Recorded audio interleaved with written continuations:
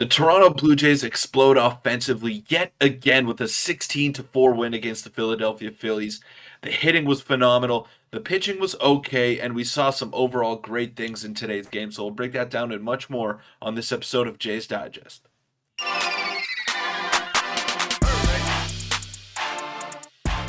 What's up, Jays fans? I'm your host, Peter Vryonis, alongside host Nick Gosse. I want to thank you all for the support that we've gotten on our pregame live streams and on our post-game reaction videos. It's been unbelievable, and we're going to keep doing them for as many as we're available for. If I can't make it, Nick will take over. If Nick can't make it, I'll take over. And it's just been a great ride so far, and the Jays are playing some real good baseball.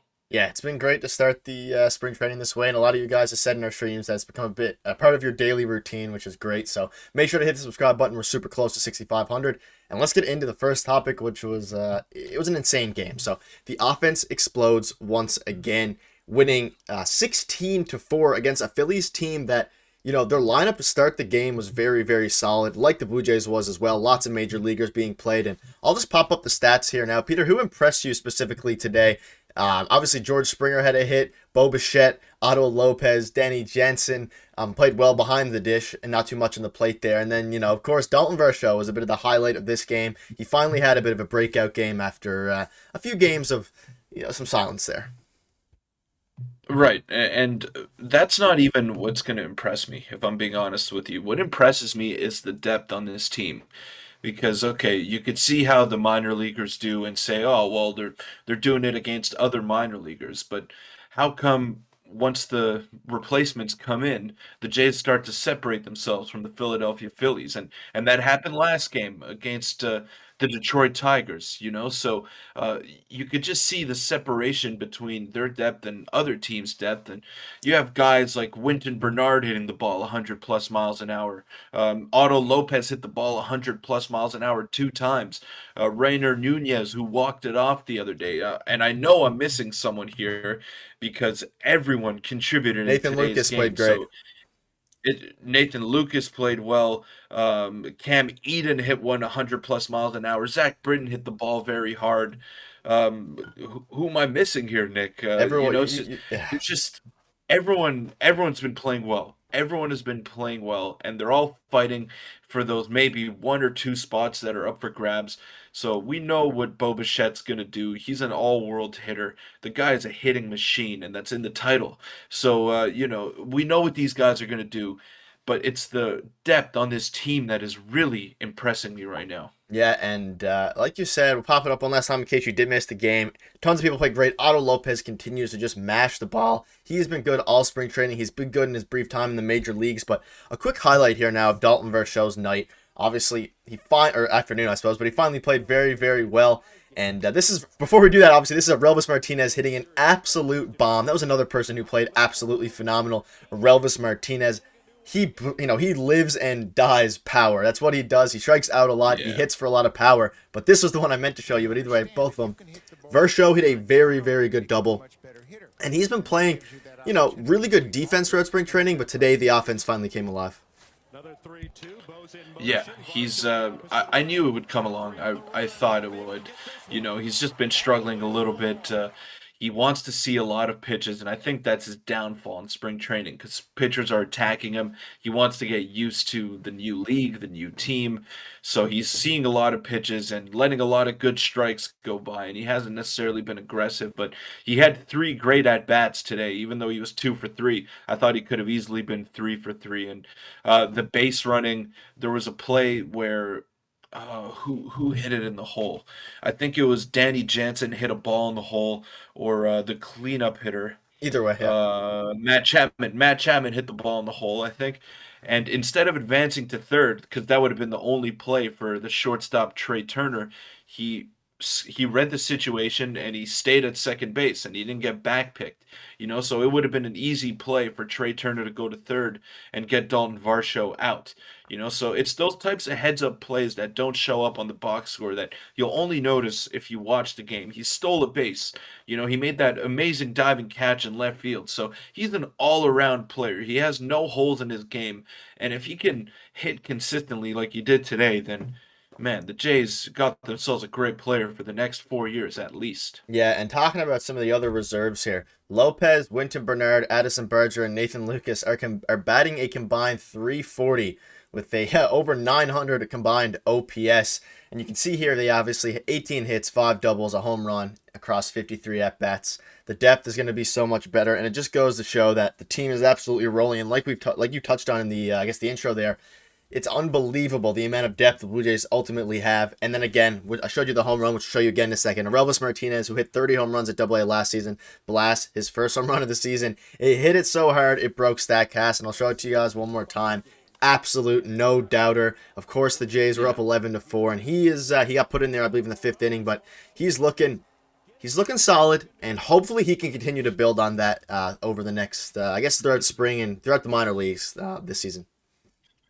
It's just his defense that needs a lot of work. He had a little bit of a miscue earlier in the game. I can't remember what inning it was, but instead of just throwing the ball to first base, he tried to beat the runner to third, and it was just like it's still things, those fundamental things in his game that he still needs to brush up on, and I think that's why Addison Barger is ahead of him in the totem pole when it comes to being called up to the major leagues. But he's got as good a chance of anyone as being a superstar, just because he's so powerful and the raw tools are there. Yeah. But he's just got to figure it out. He's only 20. He's only 20, so it's gonna take time. But he's already very exciting as a Yeah, prospect. and I think there's a great chance that he becomes a major leaguer somewhere, whether it's the Jays or not. We don't know just because of his raw power. But speaking of some other things, we're going to get into just, I guess, the other parts of the game. The pitching didn't particularly impress, but the team is getting into a groove both ways. Obviously, Barrios, tons of people took the bump today, so I'll show you it right here. Jose Barrios went fairly strong innings.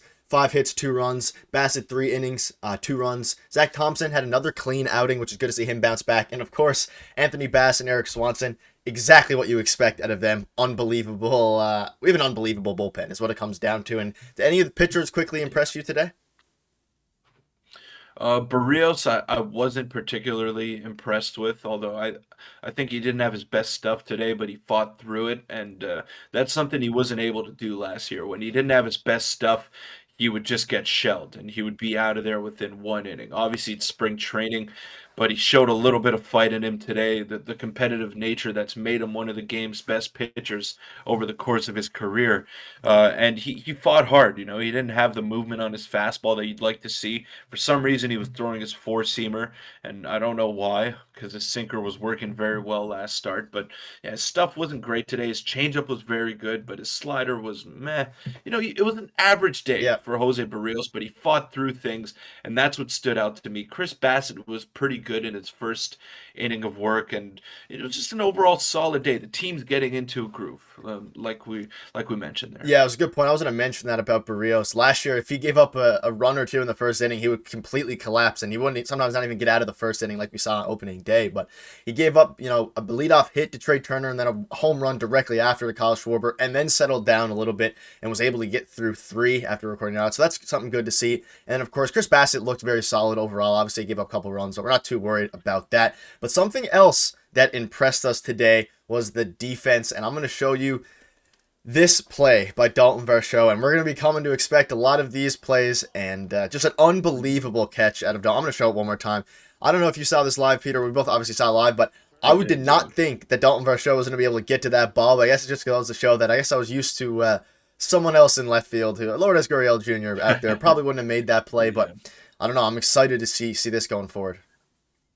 Yeah, it's just that's why he has one of the best jumps in all of the outfielders, out of all the outfielders in all of baseball. Like he was, I think, 98th or 99th percentile in outfielder jump with Statcast last season, and you could see why over there. Like he made that play look easy. It didn't even look hard for him, but he had to track a long way to get that ball, and he did. So those are the types of plays that we can get accustomed to throughout the regular season, throughout the playoffs.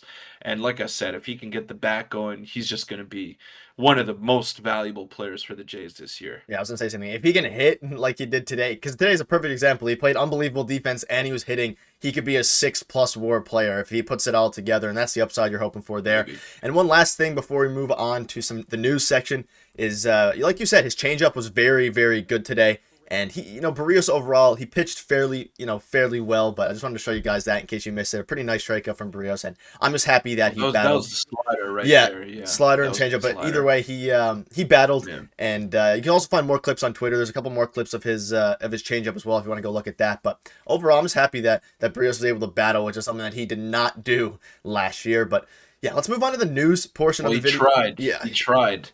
He definitely tried, but he just, for whatever reason, he didn't have it last season, and hopefully he can turn it around this yeah, year. yeah, and that's what we're hoping for. And I think he's probably in line to be our number 4 starter going forward. So it'll be interesting to see. But let's get into some quick news topic here now, which is, of course, some news that dropped today regarding Jose Bautista. The Blue Jays are adding Jose Bautista to their level of excellence on August 12th, the team announces, and he came out and spoke about it, saying, "I'm deeply humbled and excited. Canada holds a special place in my heart and will always be home for my family and me, and we can't wait to celebrate this honor with my beloved Blue Jays fans, best fans in baseball. See you this summer," which is absolutely great to hear. And we also have this news, which Arden Zwelling broke on the broadcast, saying that it looks like Mitch White is going to be in line to start the year on the injured list, which helps answer some of the questions that we've been talking about, which means one of Nate Pearson, Zach Pop, or, Yasser Zueleder opens up a spot for them. So what are your thoughts on those two things before we wrap up the video? Well, shout out to Jose Bautista, one of the greatest Blue Jays that I've ever witnessed in my lifetime. Unfortunately, I didn't get to see the two World Series, wasn't born yet, but he was probably the greatest offensive player that I've rooted for on the Jays. Maybe those Josh Donaldson years also could be up there, but that 2 year stretch in 2010, 2011 was just unlike anything we've ever witnessed on our team before. So that was great to see. And when it comes to Mitch White, I mean, I don't know. I think it's better. I think it's better that we do see these other guys get a chance here. So I don't know. Hopefully he can come back strong and show us what kind of pitcher that he was on the Dodgers. But I'll be excited to see those new guys as well in the rotation and in the bullpen. I agree. It definitely opens up a spot for them to, be able to shine. Tons of people are shining in spring training, lots of those fringe pitchers. So maybe it's a blessing in disguise, and hopefully Mitch White can get healthy and show what he did show with the Dodgers. But that'll wrap up this video. The spring training games have been very entertaining. Today's was super entertaining. The live streams have been great. So thank you for showing support, and we'll see you guys in tomorrow's video or stream. Thanks.